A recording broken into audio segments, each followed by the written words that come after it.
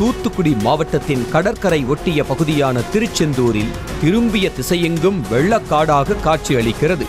குடியிருப்புகளை சுற்றிலும் தண்ணீர் தேங்கியிருப்பதால் மக்களின் இயல்பு வாழ்க்கை முற்றிலும் முடங்கியிருக்கிறது. திருச்செந்தூர் கன்னியாகுமரி சாலையில் போக்குவரத்து துண்டிக்கப்பட்டுள்ளது. இதே மாதிரி திருச்செந்தூர் நகர் பகுதியில் உள்ள பல சாலைகள் வெள்ளத்தால் மூழ்கடிக்கப்பட்டுள்ளன. வெளியூரில் இருந்து வந்த வாகனங்கள் ஆங்காங்கே நிறுத்தப்பட்டிருப்பதால் நீரில் மூழ்கும் அபாயம் ஏற்பட்டுள்ளது. திருச்செந்தூர் முருகன் கோவிலை வெள்ளம் சூழ்ந்தது. பக்தர்கள் கோவிலை சுற்றி வலம் வரும் வெளிப்பிரகாரம் முழுவதும் வெள்ளத்தால் மூழ்கடிக்கப்பட்டுள்ளது. கடலும் கரையும் தெரியாத அளவுக்கு திருச்செந்தூர் கோவிலில் பாய்ந்தோடுகிறது.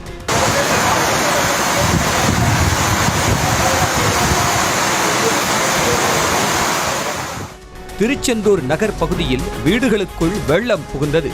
2 நாட்களாக விடாத கனமழையில் வீட்டிற்குள் முடங்கி சிக்கி தவித்த மக்களை டிராக்டர் மூலமாக மீட்கும் பணி நடைபெற்றது. வெள்ளம் சூழ்ந்த பகுதிகளில் வசிக்கும் மக்களை மீட்டு பாதுகாப்பான இடங்களுக்கு மாற்றப்பட்டனர்.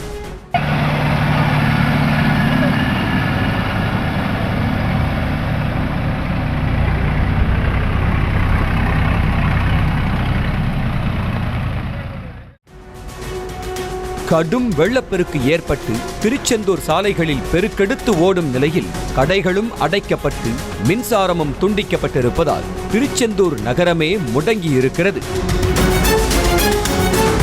திருச்செந்தூர் மட்டுமல்லாமல் சுற்றுவட்டார பகுதிகளையும் வெள்ளம் சுழன்றடித்திருக்கிறது. திருச்செந்தூர் முருகன் கோவிலுக்கு கர்நாடகாவிலிருந்து வந்த பக்தர்கள் சாத்தான்குளம் அருகே வெள்ளத்தில் சிக்கினர். பண்ணம்பாறை பகுதியில் வந்து கொண்டிருந்த போது பேருந்தின் பின்பக்கம் வெள்ளத்தில் சிக்கி மாட்டிக்கொண்டதால் எப்படி வெளியேறுவது என தெரியாமல் விழி பிதுங்கி நிற்கும் நிலைக்கு தள்ளப்பட்டனர். வேறு வழியில்லாமல் பேருந்திலேயே பக்தர்கள் காத்திருக்கின்றனர்.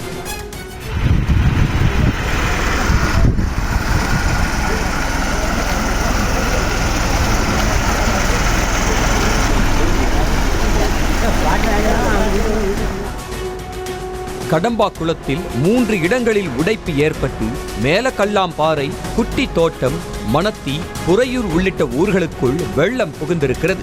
தாழ்வான இடங்களில் வசிக்கும் மக்கள் பாதுகாப்பான இடங்களை நோக்கி வெளியேறி வருகின்றனர். கனமழையால் ஏரி, குளங்கள் நிரம்பி ஊருக்குள் பெருக்கெடுத்து ஓடி வரும் நிலையில் உடன்குடி பகுதியில் வண்ணங்குளம் நிரம்பி குடியிருப்புகளை குளமாக்கியிருக்கிறது. குளத்து தண்ணீர் முழுவதும் குடியிருப்புகளை ஆக்கிரமித்திருப்பதால் மக்கள் முகாம்களை நோக்கி தஞ்சமடைந்தனர்.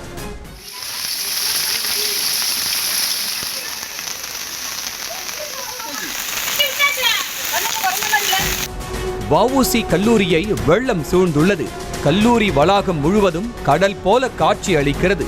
கல்லூரி முன்பிருக்கும் சாலைகளிலும் வெள்ளம் ஆறு போல ஓடுகிறது.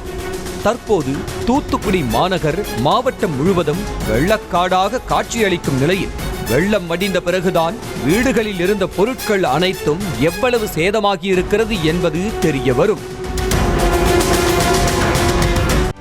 செய்திகளை உடனுக்குடனும் துல்லியமாகவும் தெரிந்து கொள்ள சப்ஸ்கிரைப் பண்ணுங்க.